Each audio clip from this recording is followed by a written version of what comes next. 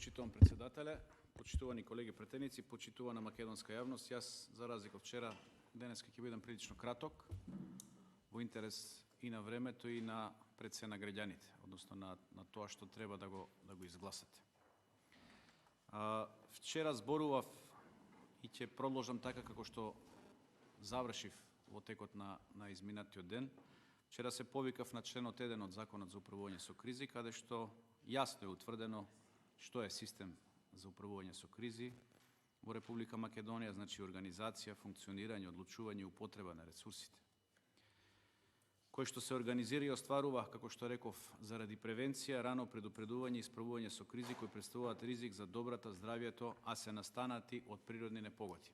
Јас вчера завршив со тоа што владата на Република Македонија е природната непогода што и се случува на нашата држава, кое што во текот на изминатиот период, изминативе 5 и нешто години, веќе 6-та година, не носи од криза во криза, значи од вонредна состојба па во кризна состојба. Ќе ве потсетам дека во изминатиот период не имавме,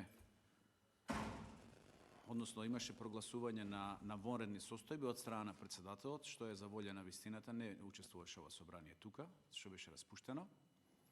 Меѓутоа, вонредни состојби кои што ете се граничеа, односно мислам по моје длабоко убедување дека беа надвор од уставните надлежности на председателот, освен првата.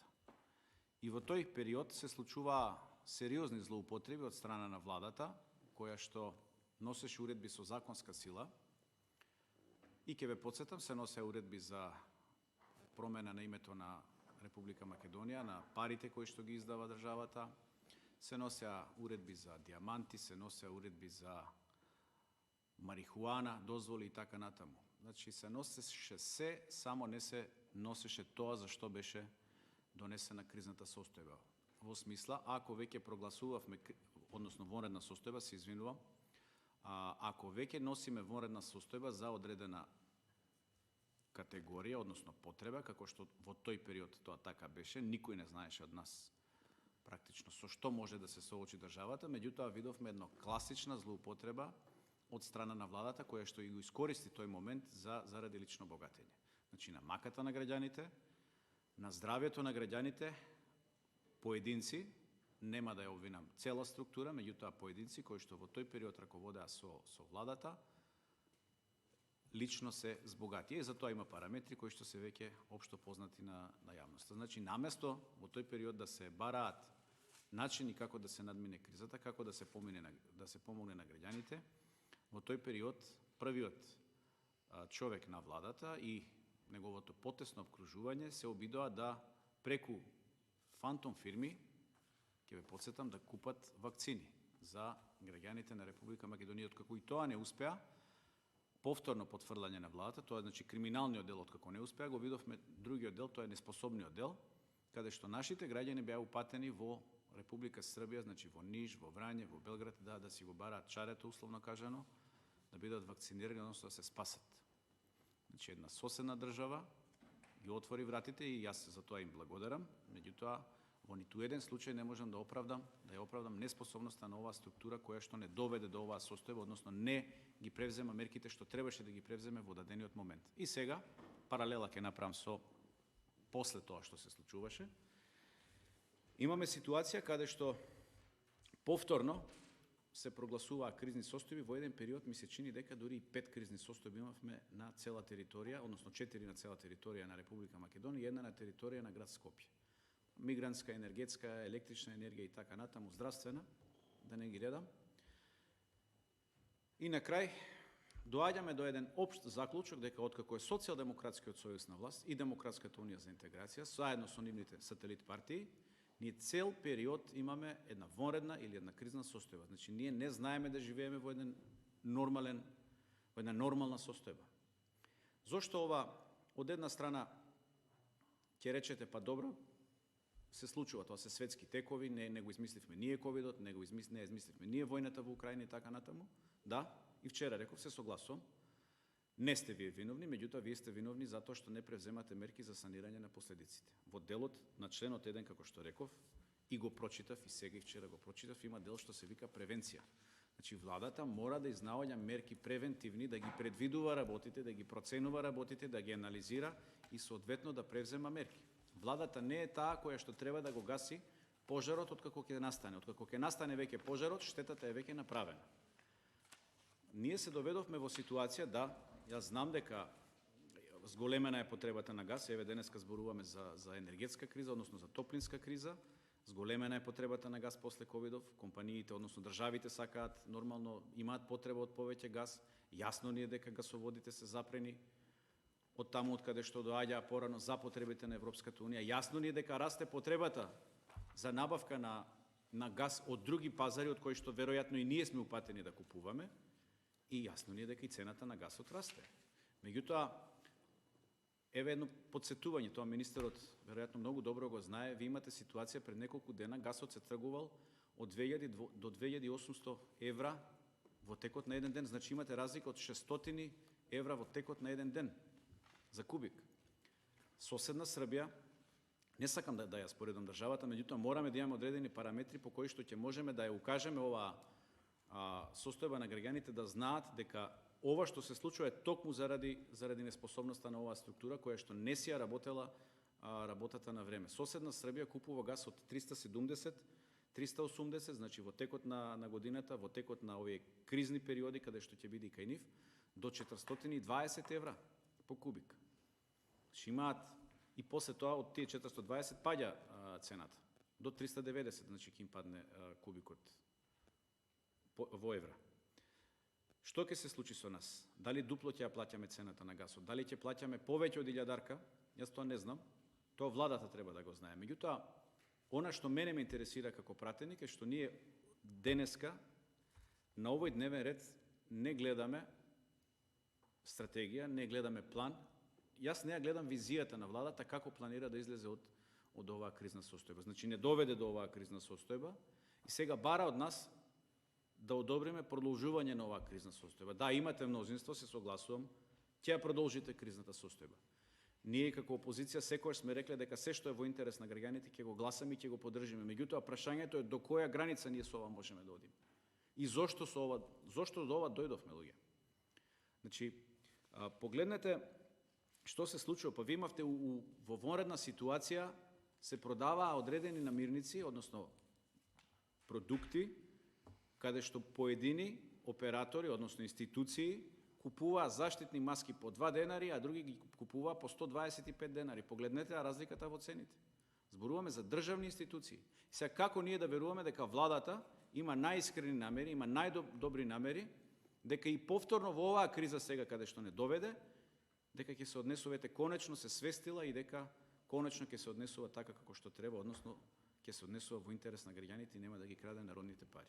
Значи, ви имате разлика во 500%, 600% некаде, ова се извештаи и вчера ги читав, не сакам да ги повторувам, 600% разлика во цените на државни институции за ист временски период, значи не го купувал некој нештото вчера, па овој после година дена па да има разлика во цена, значи во ист временски период 600% разлика на цена.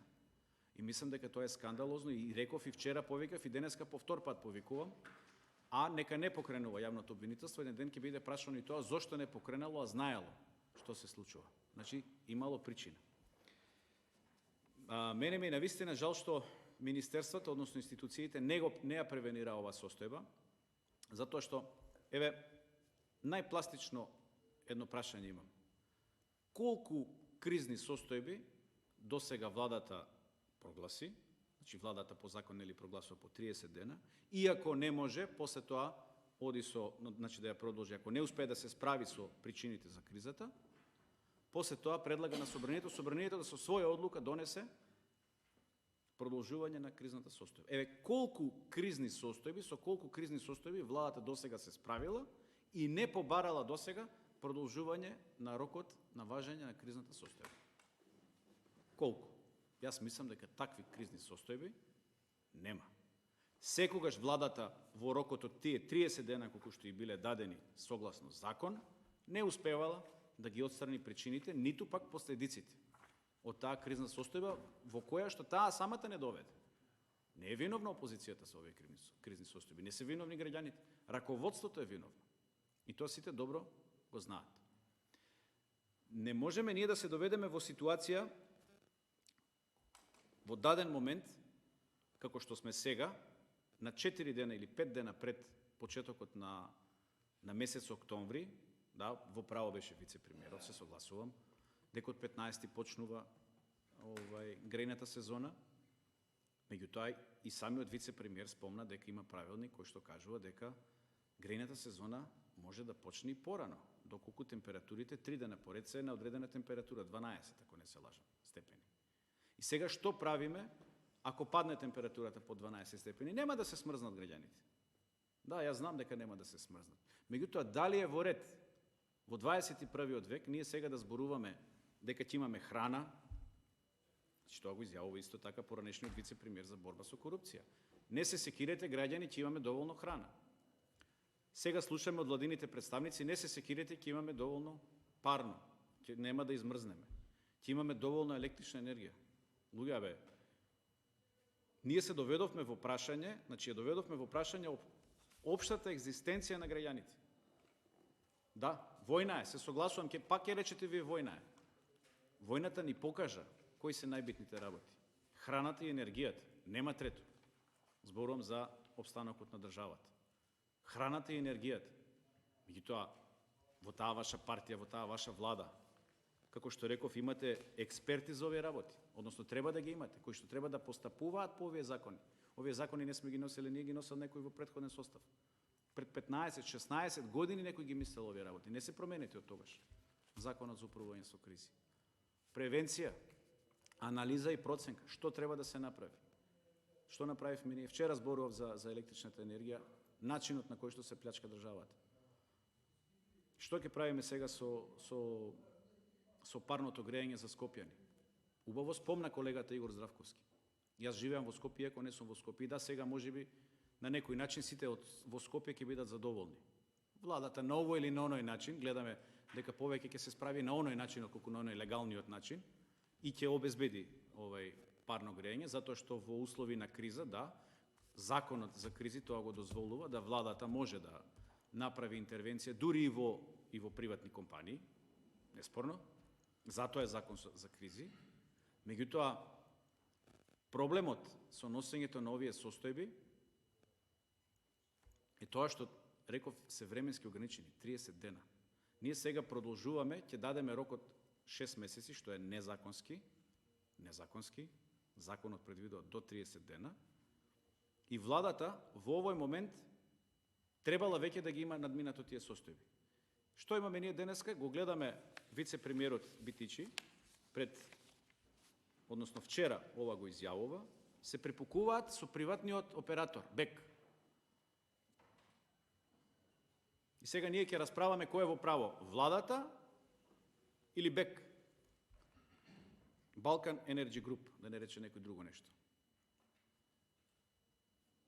Луѓе, мислам дека е срамно во 21. век, во една демократија, каква што треба да бидеме, да имаме препукување на ниво влада со приватен оператор од кој што зависиме. И тоа зависат 600-700 илјади граѓани на Скопје. Сте ја одземале лиценцата на БЕК, ваш директор, председател на регулаторна комисија. Тие не сме го ставили ние опозицијата, тој ваш, вие сте си го ставили. Му ја земате лиценцата и му викате, ќе ви ја земеме лиценцата, меѓутоа вие сте должни да продолжите со снабдување на газ. Па зошто да продолжи? Што ако не продолжи? Што направивте вие кога ја земавте лиценцата? Дали отворивте нови компании? Да, гледам сега дека се вртат 3 нови компании. Каде се лиценците на тие компании? Уште 4-5 дена имаме до почетокот на сезоната. И сега насила, верувам дека насила, како и секогаш до сега во Република Македонија, ќе одиме со притисоци, со уцени, со закани и некако ќе се покријат овие работи. И повторно ќе речат после, еве опозицијата џабе креваше паника. Не крева опозицијата паника, луѓе. Премиерот ваш во месец мај, јуни спомна дека ќе имало криза. Не е опозицијата таа што ја создава, што ги создава овие размислувања кај граѓаните и сега ние да шириме паника. Премиерот кажува дека ќе има криза. И еве го, ја гледаме на лице место. Новинарите ова го прашуваат, не го прашува опозицијата. Еве го излезено е на 360 степени на 26 септември, вчера, во 1 час. Се препукуваме, ние како влада, односно државата, вие како влада, државата се препукува со приватен оператор. Крајно недолично. Наместо да седнат, да ги испитаат законските можности, да се види каде може да се помогне. На крајот на краиштата, граѓаните не ги интересираат што кажал Битичи, што кажал од компанијата БЕК. Не треба да ги интересира. Тие плаќаат и тие треба да добијат услуга, треба да добијат сервис. И не треба да се занимаваат со овие основни работи. Наместо да гледаме за развој, за подобрување на општествениот производ, за јакнење, ние одиме на слабење на истите. Зошто? Сето тоа заради неспособноста, односно неодговорноста на оваа структура, на владата. Криминалот веќе го споменав. Не сакам да го споменувам криминалот од вчера, што го читав, значи поврзано со компаниите, колку досега компании, што изјавиле, како изјавиле, значи над 50% од компаниите веќе изјавуваат, јавно кажуваат дека договорите се случуваат во 4 очи, дека дале мито, значи признаваат, дале мито и после ви признава во јавност дека тоа го направил. И нема реакција од јавното обвинителство. Нема. Втор пат го споменувам ова денеска. Немој некој да мисли дека ова само туку така го зборуваме. Ниту Јовески, ниту тие неговите тамо подредени. Може би ќе стане уставен судија еден ден, што јас не му посакувам, меѓутоа одговорност мора да има. Каде ја водиме ние државата на овој начин? И до кога ние со овие работи ќе се расправаме? Половина од фирмите кажуваат дека дале мито. Не се плашат тоа да го кажат. Каде е конкуренцијата тука? Како ние сега ќе ја развиваме, ќе го зголемуваме општествениот производ, конкуренцијата? Мислам дека крајно неодговорно и несериозно е ова што се случува на оваа држава. Вчера за струјата споменав, плаќаме како стопанство, плаќаме најголема струја, поскапа од Србија 38-40%, Турција 66%, Босна 70%, Црна Гора 82%, Хрватска 12%, Словенија 18,5% и така натаму. За гасот исто.